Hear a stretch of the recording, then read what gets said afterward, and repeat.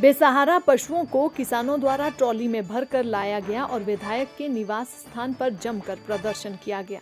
देर रात प्रदर्शन चलने के बाद मौखिक तौर पर किसानों और प्रशासन के बीच सहमति बनी और बेसहारा गौवंश को पुलिस लाइन ग्राउंड में छोड़ा गया। इसके बाद यहां से प्रशासन द्वारा बेसहारा पशुओं को गौशालाओं में भेजा जा रहा है। बेसहारा पशुओं की समस्या के समाधान को लेकर किसान मंजीत सिंह ने कहा कि आवारा पशुओं की समस्या कल लेकर आए थे अनाज मंडी अम्बाड़ा के अंदर गौवंश को इलाकों से इकट्ठे करके। लंबे समय की जद्दोजहद के बाद देर रात लगभग 12 बजे सहमति बनी।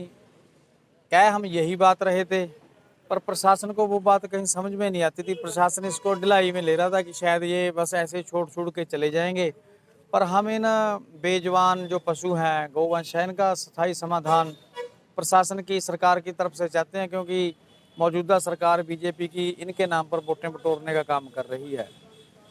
सो हमने इनसे मांग रखी थी, भाई हम यहाँ तो इनको लेकर आगे हैं किसान, अब सरकार की आगे ड्यूटी बनती है, इनको जहाँ मर्जी पहुँचाए वो उनकी ड्यूटी है।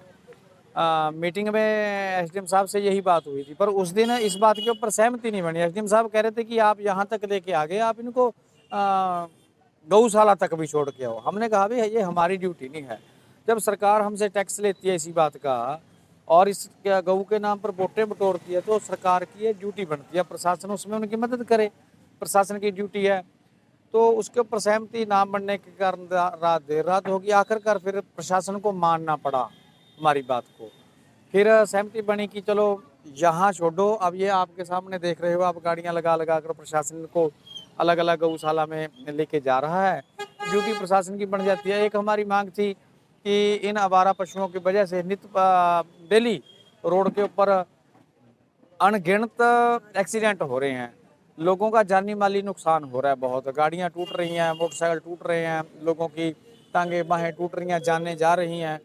तो हमने उसमें भी ये उनसे अपील की थी कि सरकार इसके अंदर कोई लोगों को हेल्प कराए या कोई सरकार क्लेम दे अगर इनकी वजह से कोई रोड के ऊपर एक्सीडेंट होता है।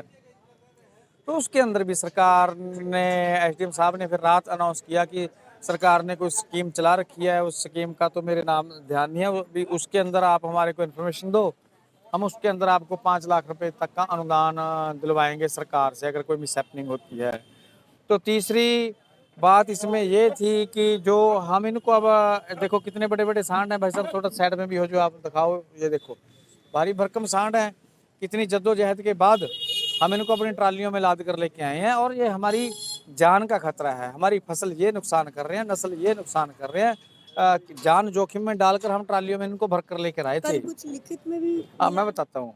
तो हमने बोला भाई हमारी ये ड्यूटी नहीं है, सरकार की ये ड्यूटी है। तो एसडीएम साहब ने ये भी बोला है, पिछले बार भी बोला था कि हमारे प्रशासन का अधिकारी जाएंगे, आप उनको किसी बाड़े में एकत्रित कर लो, वहाँ से यहाँ से जो भी इनके प्रशासन अधिकारी ये भेजेंगे, इनको ये वहाँ से रेस्क्यू करके लेके आएंगे। सहमति इस बात के ऊपर बनी है। लिखित में कोई किसी ने कुछ नहीं दिया है, वर्बली बात है। हमारे पास क्या हथियार है? हमारे पास तो अगर अब नहीं मानेंगे फिर आंदोलन है, फिर भर के लेके आएंगे। ये खत्म नहीं हुए।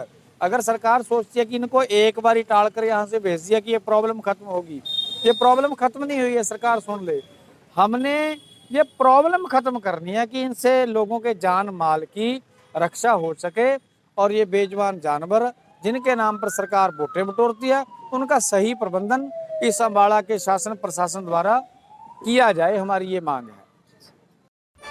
पुलिस लाइन ग्राउंड में बेसहारा गौवंश को ट्रैक्टर में लोड किया जा रहा है। इसके बाद उन्हें गौशाला भेजने का काम किया जाएगा। मौके पर मौजूद अधिकारी से बात करने पर उन्होंने बताया कि पशुओं को ट्रैक्टर में लोड करने में काफी दिक्कतों का सामना करना पड़ रहा है, लेकिन फिर भी कर्मचारी काम में जुटे हुए हैं और जल्द ये काम पूरा कर लिया जाएगा।